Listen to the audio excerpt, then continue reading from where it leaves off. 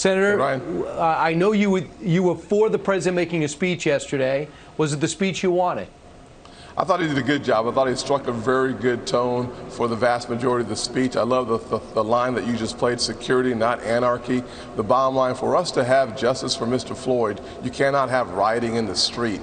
Those two things just do not go together. And so while we want to keep the focus on Mr. Floyd, it has been co-opted by violent protesters, in my opinion, with an organized effort, a criminal intent, not for Mr. Floyd, but for anarchy. And it's one of the reasons why I like that part of the speech where he talked about security, not anarchy. And frankly, I liked how he started the speech on focusing on the atrocities in Minneapolis. That is what the country needed to hear. Getting justice for Mr. Floyd, the country needed to hear that. But also, chaos, the only enemy to chaos is order. And that's why the line about security and anarchy is absolutely essential for us to be able to have a conversation about the next steps forward. Senator, I've been with you in Washington. You talk to you in the black community, underprivileged black community. You're talking to them about getting jobs. I know that matters a lot to you, that stuff away from the cameras. And that's the conversation I thought we were going to have last week after the horrific killing of George Floyd. Why are we not having that conversation? What happened?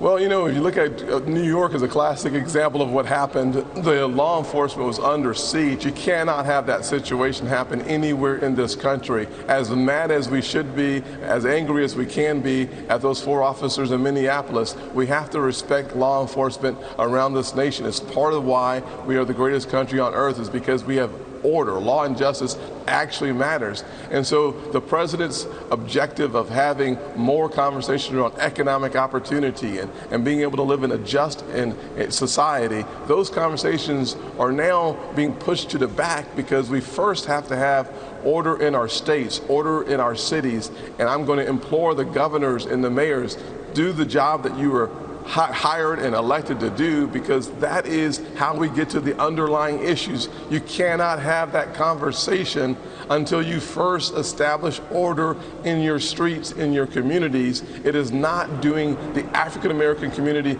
any service by having that kind of violence anywhere. So if you want to have a conversation about race and justice, if you want to have a conversation about progress, first get order in your streets so that we can then sit down and have a conversation as one American family. We can still get there, but it's going to take the efforts of African American leaders, law enforcement leaders coming together with the president and saying enough is enough. We will not lose another life, whether that's a blue uniform or a black face. We don't want death in our country. We're going to stand together because that is what we do as Americans.